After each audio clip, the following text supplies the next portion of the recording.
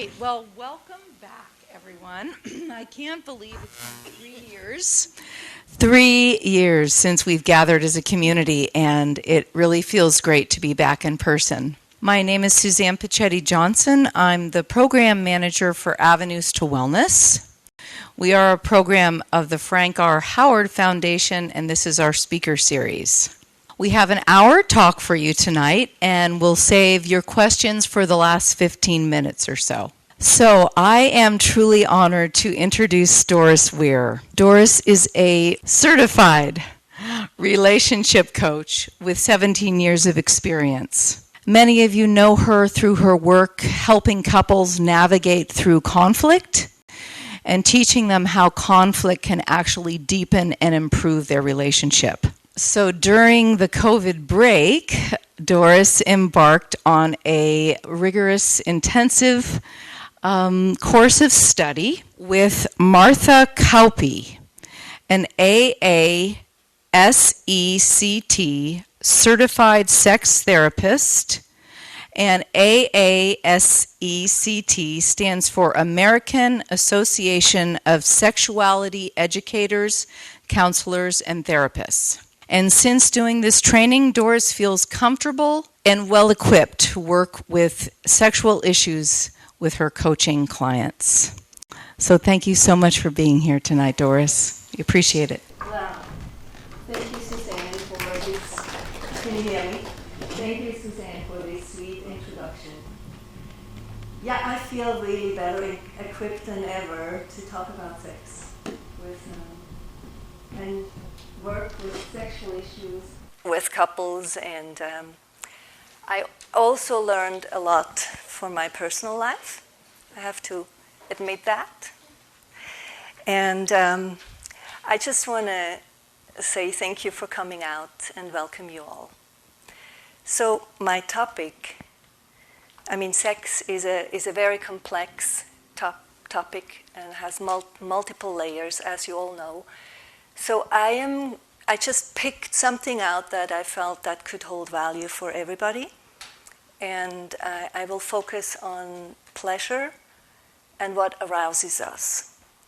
I also want to make you aware how important it is to make space and room for pleasure and open up to pleasure. I also want to introduce the 5 erotic languages because I think they really help us understand ourselves as sexual beings better and also our partner or other people. How else are we going to tell our partner what we like and what our sexual preferences are if we don't even know it ourselves and if we don't have the right words for it? So the concept of the 5 erotic languages by Jaya, who is a somatic sexologist, is really a cool tool to improve our vocabulary and our standing for ourselves and each other. Now I have to look for a second here. I haven't done a talk like that for a long time, so I'm a little rusty, so bear with me. Oh yeah, what I will not talk about is sexual trauma, physical issues that can be in our way to enjoy sex,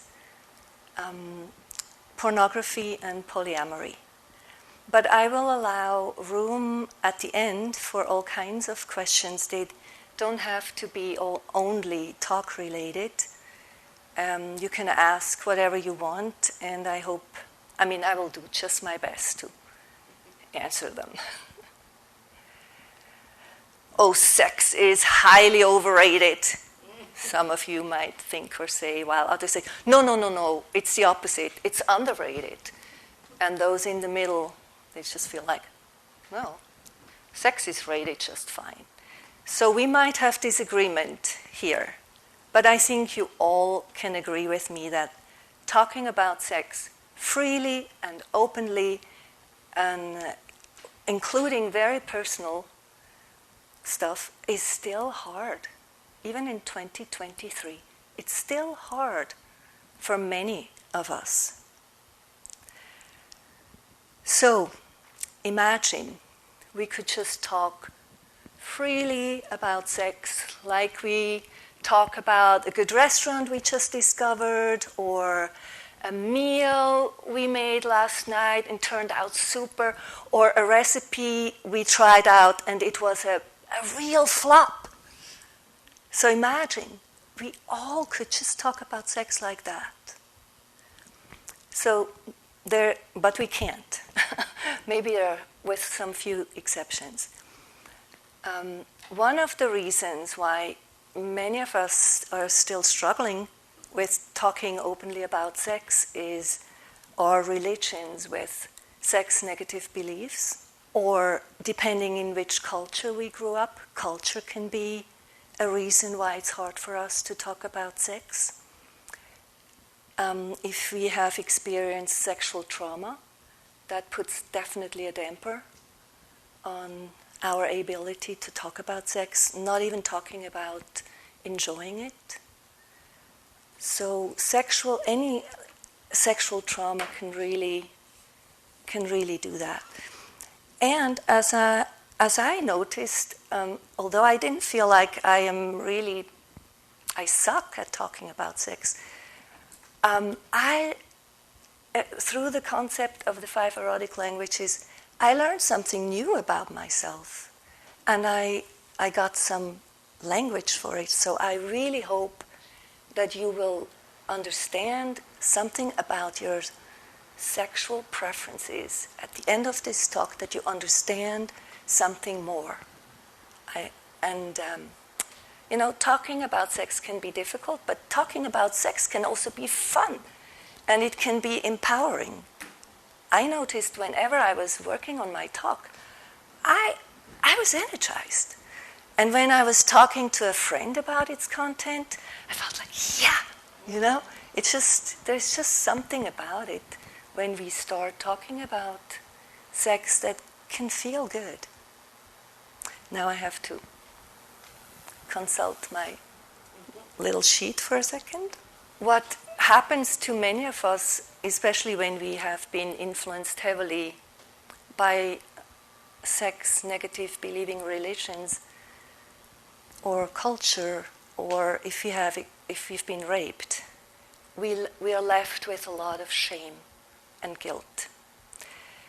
I think a lot of people are struggling with guilt and shame around their sexual needs.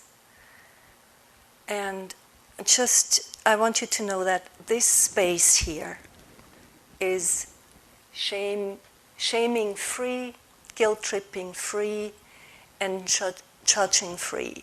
Can you please raise your hand if you agree with me and if you help me hold this space as such? Okay.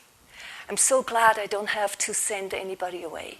Because honestly, I would have. If somebody would not have been able to agree with that, I would have said, could you please leave over there? That's the door. But thank you.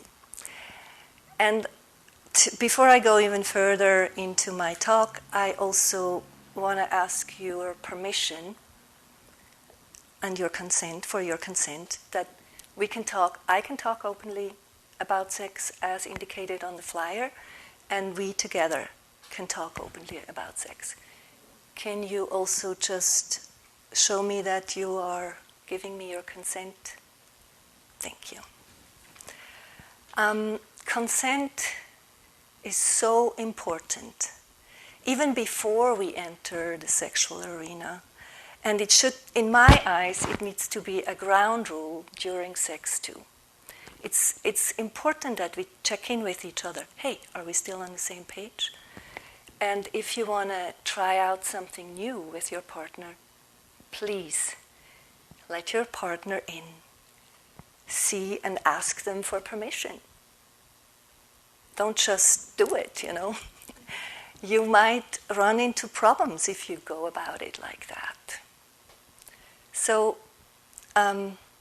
consent is just great to keep us out of troubles. It also is great to avoid resentments. And as you probably know, once you build up resentments in your partnership, not so great. It's actually it's like poisoning your relationship. So I wanted to talk about consent. Check, I did. I want to do a quick poll. Who, just so I know how you as my audience, where you stand, who has no problems talking openly and freely about any aspect of sex, including very personal stuff? If that is you, please raise your hand. I have to say you've probably been very lucky. You've probably had a sex-positive upbringing and were not shamed with it. And I would consider us folks as lucky people. So I assume that all the others, for you, it's not that easy to talk about sex. And thank you for being here.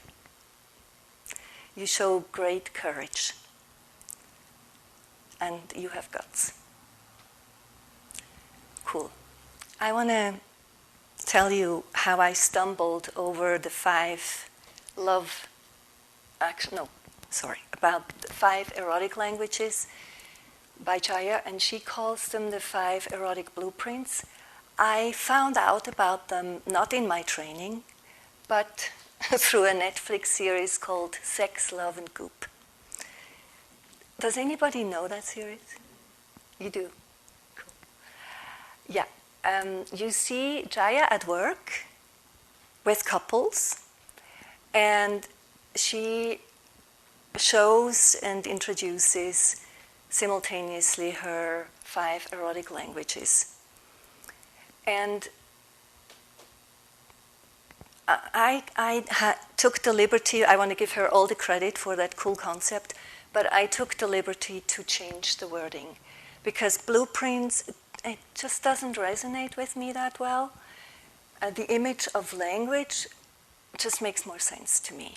But when I talk about erotic languages, I'm always referring to her 5 erotic blueprints.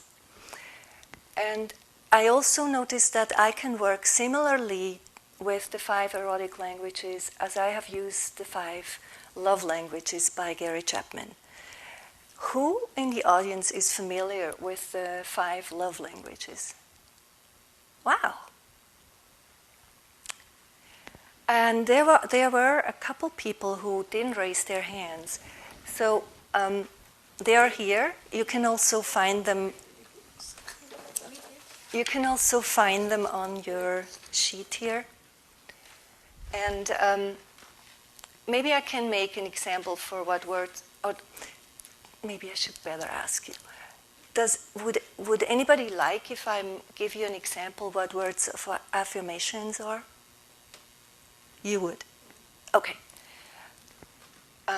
Words of affirmation is something like, for instance, you see somebody and you say, "Wow, I really like the way you're dressed." Or it could also be something like, "Thank you so much for picking up the kids on such short notice. It really made my day. I would have had a way more stressful day without your help." Those are words of affirmation. I think physical touch speaks for itself. I don't have to explain that. Quality time, probably also. It's really when you carve out some time just for the 2 of you. Acts of services. Would anybody like me to give a couple examples or an example? Great. Acts of services is, for instance, you know that your partner really loves to start the day with a cup of coffee. And you make an effort. Maybe you get up even a little earlier, or first thing in the morning you make coffee and you hand your partner a cup of coffee. That is an act of service. It can also be something like doing the dishes. knowing your partner really enjoys when the dishes are done. So that could be an act of service. And there are many, many more, as you can imagine. So the 5 love languages, they actually tell us what makes us feel loved. And we all have our favorites. We all might like them all, but we definitely have our favorites. And similarly to the 5 love languages, the 5 erotic languages, with the 5 erotic languages, we also have our favorites. Usually we have more than one. And they are energetic, sensual, sexual, kinky, and shapeshifter. My plan for this evening is to introduce all 5 erotic languages in a way that you can get a felt sense. And hopefully, if you have no idea which one is actually your favorites, that you will know a little bit more after my presentation. I will do that by asking you, and you don't have to do anything yet, by asking you to expose one of your arms, and then I will talk you through it, and I will model different ways how you touch your arm, your own arm. And each way will represent one of the 5 erotic languages. And in order to prepare to transition from one erotic language into the other, we will shake our arms out or do like this to clear the slate so we can be open to explore the next one. Are you up for it? You can participate, but you don't have to. You can also just watch and listen, but I would recommend you to try it out because it can be fun and you might really get a better sense when you do it like that. So you can do that, and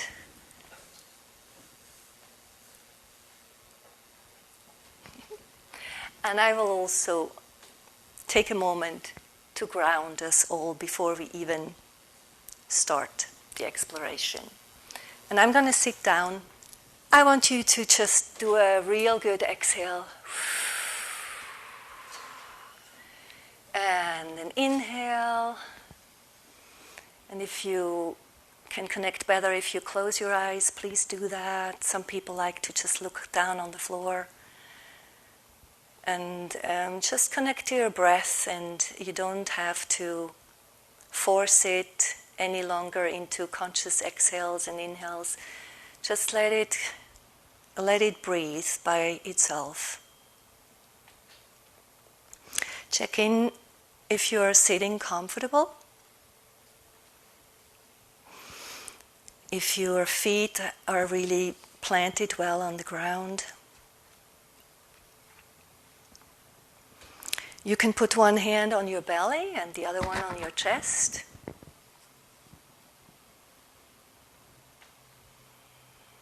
And just enjoy feeling your breath or the movement of your breathing underneath your hands. Check in if you still can feel your feet being planted on the ground, and check in where you sit, whether you sit on your sit bones, whether it's comfortable or not.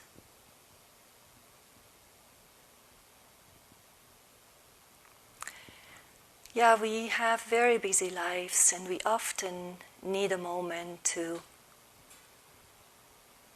come out of our heads and drop into our bodies. And this is really true also when we want to have good sex. We have to be in our bodies in order to feel and sense. And sex doesn't work when we are still checking off our to-do lists or thinking about which bills we need to pay. We need to be able to leave that away or park it somewhere and just be present in our bodies. I think now we are ready to explore the 5 love languages. So you can start opening your eyes when you're ready, and I will wait until I see everybody with open eyes again. Okay, if you're an energetic, just letting you know that we're going to explore might be already a little exciting, because energetics really live of anticipation. They love anticipation. I want to invite you to touch your arm really lightly. And before we do anything else, try to sense and make a connection from the skin of your arm into your hand.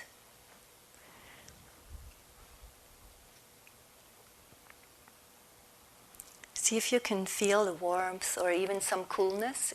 It's all good. Just sense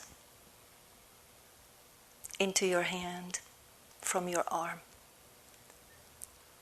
And then the other way around. Sense from your hand into the arm. And see if you can establish that connection.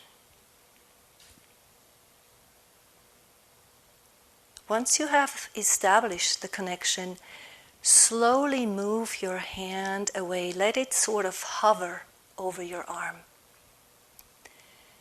And check in if you can feel the energy between your arm and your hand. And then experiment how it is when you pull your arm further away. Some people can only move their hands an inch or 2 away before they lose the sense of energy between arm and hand, and others can go really, really far up. It's not a competition, by the way. Just check in with yourself. How far can you pull your hand away and still feel the energy between arm and hand?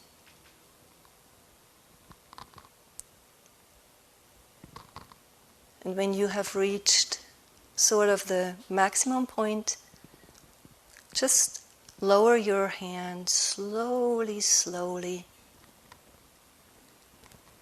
and maybe until you just touch the hair of your arm, if you have hairs on your arm, or just a little bit of the skin.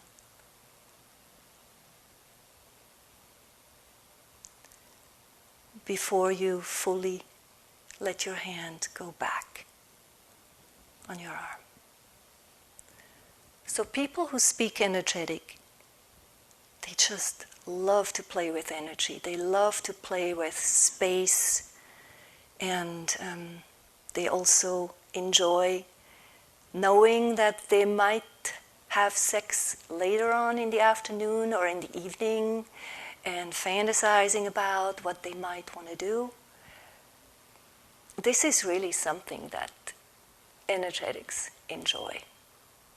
Light touch all over their bodies, anticipation, but sometimes they also just enjoy connecting with their partner energetically. And some of them are into tantric sexual practices, and it can even be that a spiritual experience during sex can be as satisfying or as wonderful as an actual orgasm. That's how I would describe an energetic. So on a scale 1 to 5, how pleasurable was that for you? Just give it a number. If you have a high number like a 4 or 5, you might talk energetic, or energetic might be one of your favorite erotic languages. If it's on a low, not so much. And as I have said, we will shake out before we explore the next one. The next erotic language is the sensual one.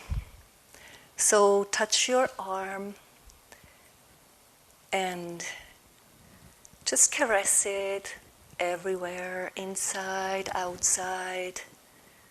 You can do it with just the fingers or with the whole palm of your hand. You can also play with the fabric of the arm that is not exposed. And just see how that feels. You can imagine that your partner is touching you with a feather all over your body, while she or he is feeding you a chocolate-dipped strawberry. And the atmosphere is just right. You're lying maybe on a fluffy sheep fur or a nice soft fabric, while your partner is rubbing your favorite scented massage oil now all over your body. Can you smell the scent? Maybe your favorite music is playing. So sensual speaking people are really, they love to have all their senses involved when they are having sex. And they love to prepare a nice atmosphere. They like nice fabric and material. So I would say that's a good description of the sensual ones. So check in with yourself. How would you rate this experience? If it's a high one, you might be a sensual speaking person. Shake your hands and arms out again. You can also just brush. And the next one, on we go. This is the sexual erotic language. So sexual speaking people, they go straight to the subject. So straight on the arm, not much talking, and they like to really get a good rub and some kneading, maybe pulling, and you can play with the tempo fast or slow and then fast. Sexual speaking people, they have usually a high sex drive. They don't need to be touched all over their bodies. They love to be touched at their genitals or their breasts. And atmosphere is not that important. Comfort is not that important. Maybe fantasizing about a quickie in an elevator or a plane, that might be a good thing to fantasize about if you are a sexual speaking person. And again, just find out, how would you rate that experience? What number would you give it? And I hope you made a mental note for the other two languages and the numbers you gave as well. Yeah. Oh, another thing, they can reach orgasm really fast. They can very quickly orgasm. And they don't mind having sex multiple times a day or daily. It's not, that's fine with them. Are you ready for the next one, the kinky? Okay, kinky speaking people, they love to play with power dynamics. They love to play with dominant and submissive power dynamics. So imagine you're just gonna grab your your arm. And try to wiggle yourself out of it while it's really hard. That grip is there. And there's resistance. And maybe you're ready to slap your arm a little bit and just try it out. Maybe a slide, and maybe you can increase the intensity. You can also, like out of the blue, just one slap. And you can maybe imagine that your partner is blindfolding you and tying you down.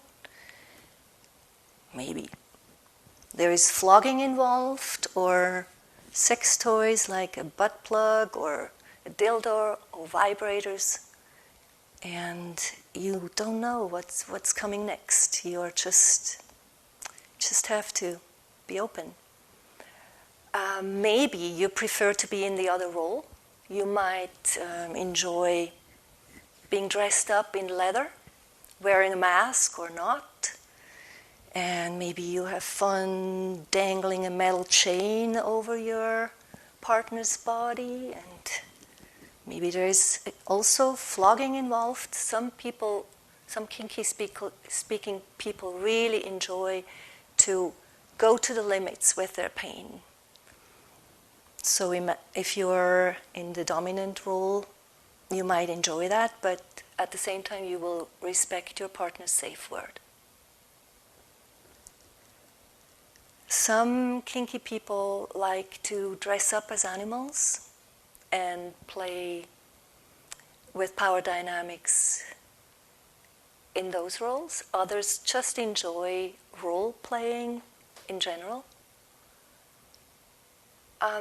I want you to know that, or I learned that kinky speaking people have different dialects. Not all of them are into inflicting pain and getting to the pain limits. Some just enjoy a good role play. And they have all kinds of variations, but I also have to tell you, in order to play kinky sex, you have to have a good communication.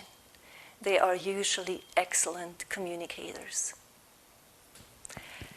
So, on a scale 1 to 5, how pleasurable was that erotic language for you? Make a mental note. I mean, first give it a number, of course, and then make a mental note. Once you have that, shake and shift.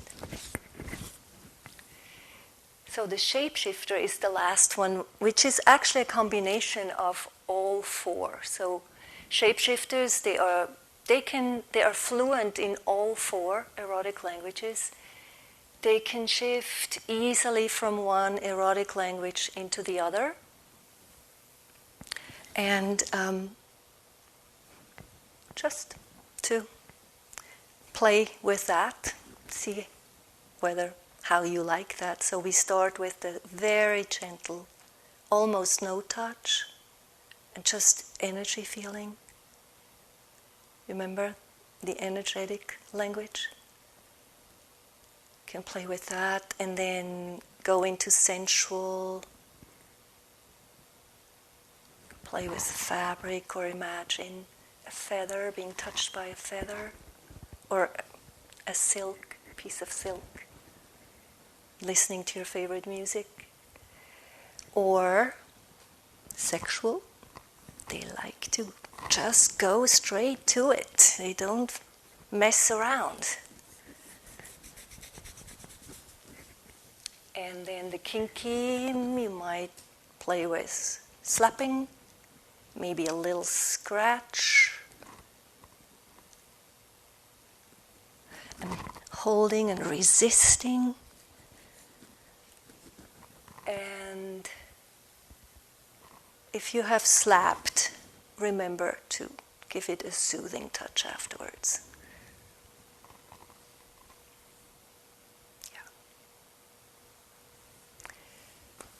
So, I hope you got a sense for what erotic languages might be your favorite ones. And if you haven't, you can. I recommend you to watch Sex, Love, and Goop on Netflix. And there, on the sheet of paper, I also left the information how you can reach Jaya's webpage, and she has a quiz. I think you have to pay for it though. So if you want to learn more about your favorite erotic languages. Yeah, I found out I'm an energetic, and I'm a sensual energetic. Those are by far my two favorite languages. I'm also open to learn new ones. I'm just wondering, did you find out something about yourself, and are you open to share? You don't have to. I'm not going to force anybody. You have to share your favorite erotic languages. I'm not going to do that. Yeah. I'll share. Thank you. It's interesting. I feel like when I just saw this, and I'm a therapist, I feel like I work with couples and I look at this kind of stuff often, and the two that I was like, oh, those will definitely be my highest, were actually my lowest. Oh, wow. Which is really interesting. Cool. Yeah, so that's really cool. It's good to know that. Thank you for sharing. Oh, that makes me happy. That makes me super happy. Somebody learned something new that you surprised yourself, right? Truly. Those are the best ones. So anybody else want to share what they discovered? Emily? Well, I'm a shapeshifter. And I think it has a direct correlation with maybe my moods or my emotional connection. But, it was strange because the energetic was my least favorite, which I thought that just looking at the words, I thought that for sure, oh, God, be energetic. But actually, that was my very least favorite. So, it was very interesting. You are a shapeshifter. Lucky partner or husband. That's all I can say. Lucky you. Well, she can speak your favorite erotic languages. She's already fluent in them. That's pretty cool. Because I tell you, most of us will have to learn one or two new erotic languages if we want to have a fulfilling sex life with our partner, because it's not the norm that we match. We know opposites attract each other, right? It's also the same here. Yeah. Anybody else has the courage? Yeah, Marva. I tried to guess hers and I was wrong. You were wrong? Oh, good. So I learned something. Good. I'm not going to say, Yeah. We are not there yet where we can talk about our erotic languages like a dessert we just had, right? We're not there, and that's fine. Yeah. Are we good? No more sharing? Did you learn something? Did all of you learn something? Oh, good. You too, Kathy? It was kind of what I thought. Uh-huh. Yeah. Yeah.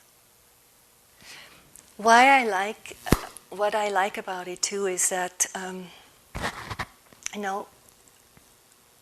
I've seen couples who said, we are sexually incompatible. And this is a myth I'm just going to debunk right now. There's no such thing as being sexually incompatible, especially not if you are attracted to that person and fell in love with that person. But the stumbling stone might be that you are not understanding and talking your partner's favorite erotic languages. And it can also explain or help to work with desire discrepancy. Like if your partner is asexual and let's say you're a sensual, that might also be a problem. If your partner is asexual and you're actually asexual, because a lot of asexual people are still in committed relationships, and they are still open to have sexual interactions with their partner.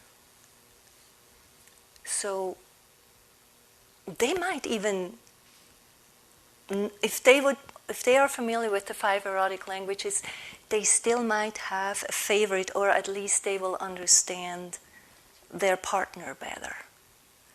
And what the 5 erotic languages is also, we can use it as a roadmap to start talking about sex.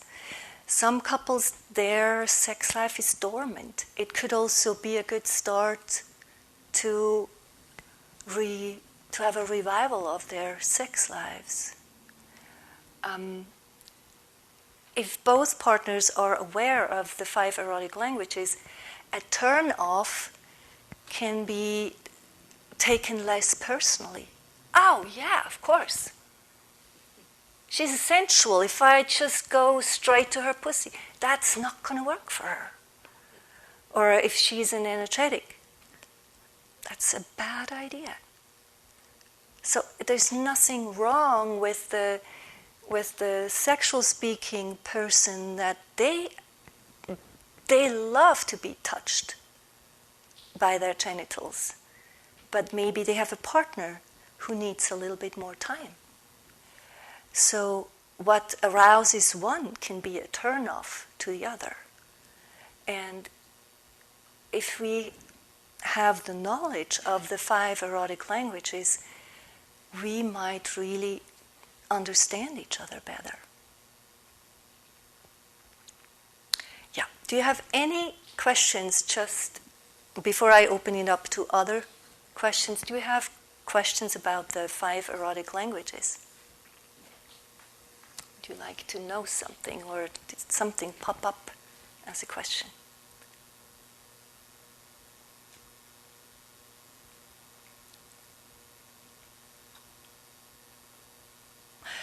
It means I did a good job. Or maybe not. But I interpret it as such at the moment. Okay, so in this case, I just want to open it up to whatever is on your mind, whatever you want to ask.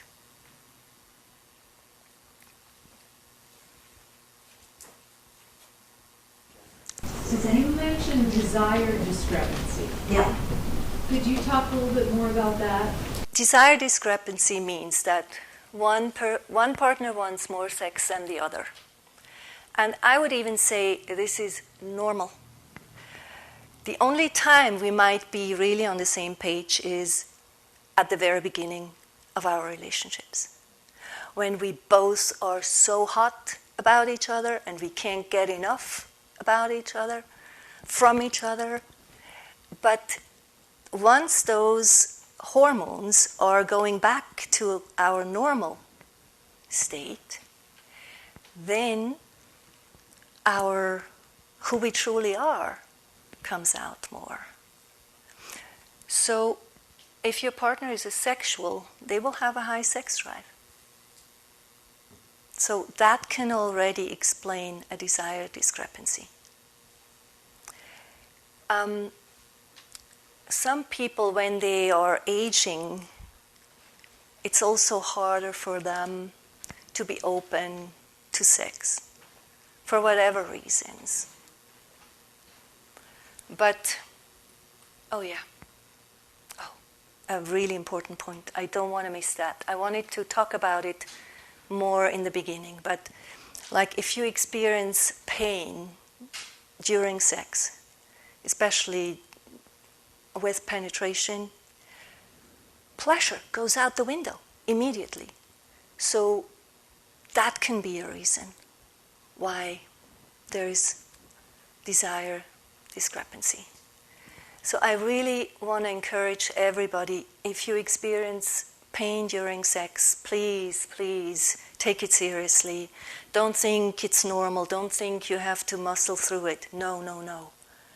Go and get professional help. See your gynecologist or your urologist and take care of it, because if you don't take it seriously, you could start a negative cycle. It can even turn into aversion towards sex. And that would be, at least in my eyes, that would be so sad. So I really want to stress that. So that can be an underlying reason for desire discrepancy too. Did I answer your question? You did. And saying that it's normal, Yeah. I think it's good to hear. Oh, that's the norm. Yeah. That's totally normal. I mean, it's really rare that a couple has the same sex drive. That's probably the exception. Usually one of them has more appetite, sexual appetite, than the other.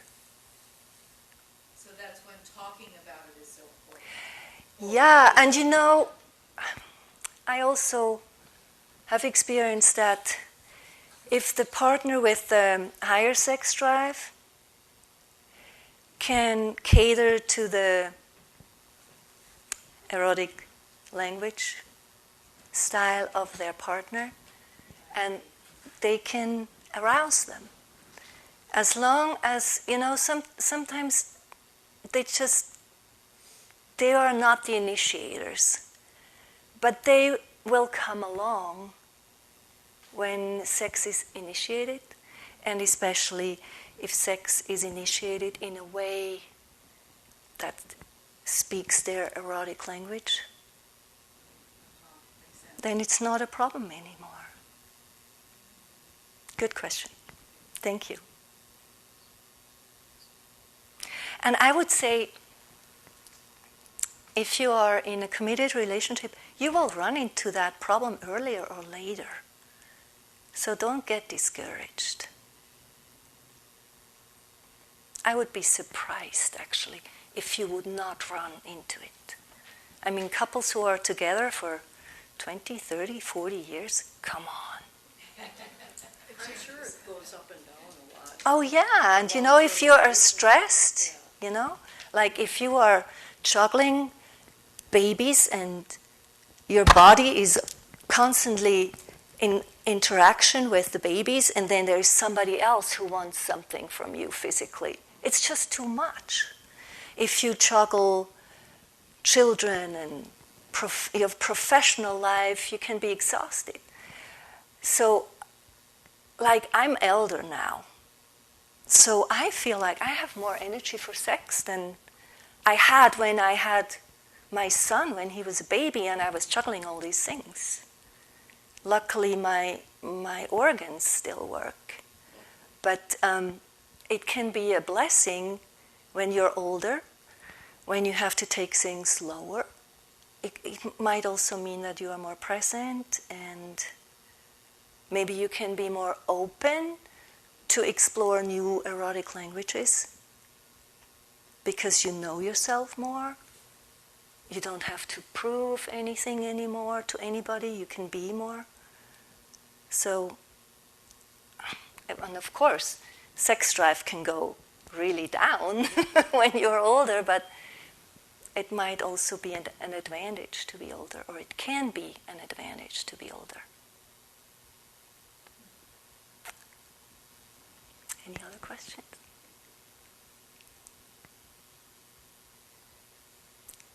Yes? I was just kind of brainstorming and kind of exploring within my own thoughts, like my questions. I had a couple, but it all came boiled down to communication at the end.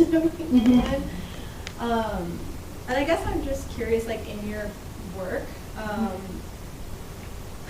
what have you experienced when couples come in and they're having relationship issues, and what the sex looks like like before, during, after, like let's say infidelity or major life shifts like baby coming or job change or something like that. Do you see any types of fluctuation that is typical in those times, like more sex, less sex? You know, I would say the more stress you have in your life, the more this can influence your appetite for sex. And that can be, I mean, a couple who goes through an affair, that's another whole other story, because it's trauma. Because the person who was not involved in the affair has to do sort of trauma work. They can be traumatized. And I don't think they want to have sex under those circumstances. They need to heal their emotional wounds first. Did that answer your question?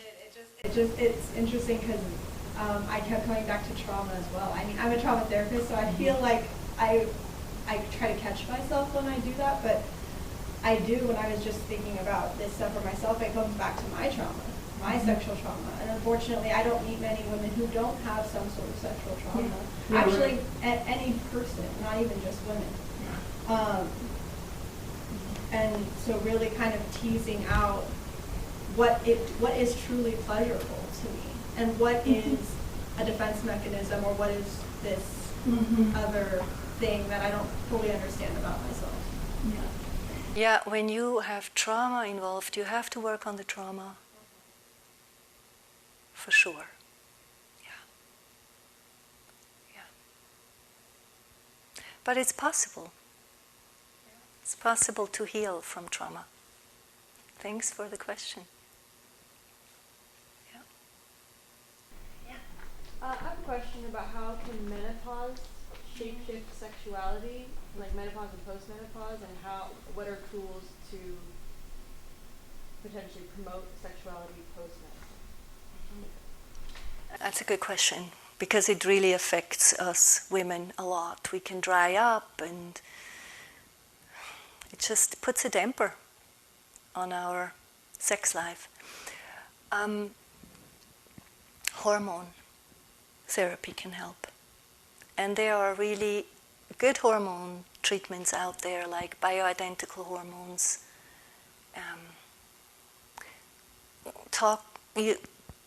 I recommend women to talk to their gynecologist about it and just try it out and see if it helps. It's important to talk to your partner.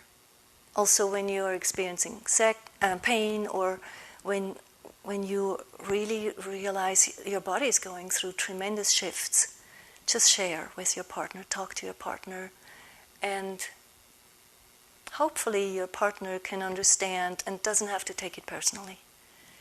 Because it could also happen that they start to take it personally, like, why is she not into it? Did I do something wrong? You know, they start to question themselves. Am I not attractive anymore? So having a conversation about it really helps. Yeah, that's what comes to my mind first. Hormones can really help. And also taking it slower, maybe get away from sex that needs to end in an orgasm. Just explore together in general what is pleasurable for you, and what is pleasurable for your husband or partner, and focus more on the pleasure. Like, get away from the performance and goal-oriented sex and really turn into pleasure-oriented sex. I think the 5 erotic languages, as I understand them, give a good roadmap also about pleasure-oriented sex. Because, yeah, we can really get wrapped up in orgasms. I mean, don't misunderstand me. Orgasms are great when they happen, and when they happen easily. But we are not. We go through phases where we just can't reach orgasm as easily as we used to, or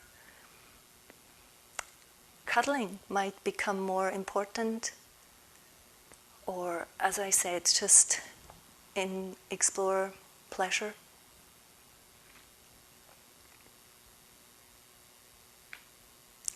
Did that answer your question? It's not easy. It's not easy for women to go through that. But there is help out. Okay, I just want to make you aware that I brought 5 books from my sex book collection. One is Slow Sex. It's actually quite an old book, and it's about female orgasm, focusing on female orgasm, actually on vulva pleasuring and clitoris pleasuring. So it's not about the man's pleasure, it's about the women's pleasure. And this one is actually by Jaya. It's called Red Hot Touch, and it has all kinds of practical exercises and how you can squeeze, how you can massage. It's if you are interested in something like that. And this is a great book about women's anatomy and arousal, if you want to learn more. And please feel free to come and look at them. That is Succulent Sex Craft. I just love the author. She is so sensual. She speaks my language. And she has always fun images from other cultures and from like older sex pictures in it. It's just fun to look at least for me. And this one is called Come As You Are, and this is also mainly about women's orgasm and how important it is for women to be comfortable in their bodies and accept themselves for whom they are. And I think actually it's good that there is more books about female orgasms, because male, just statistically spoken, I believe, yeah, they are more satisfied with their orgasms than women, except in lesbian relationships, women are usually satisfied with their sex lives. But there is a high percentage of women who are not satisfied with their sex lives in hetero couples. So I'm all for books that promote or inform about women's sexuality. So thank you for coming out. Thank you for being brave enough to share and to ask questions, and I really enjoyed being with you here tonight. Thank you. Thank you so much, Doris. You're welcome.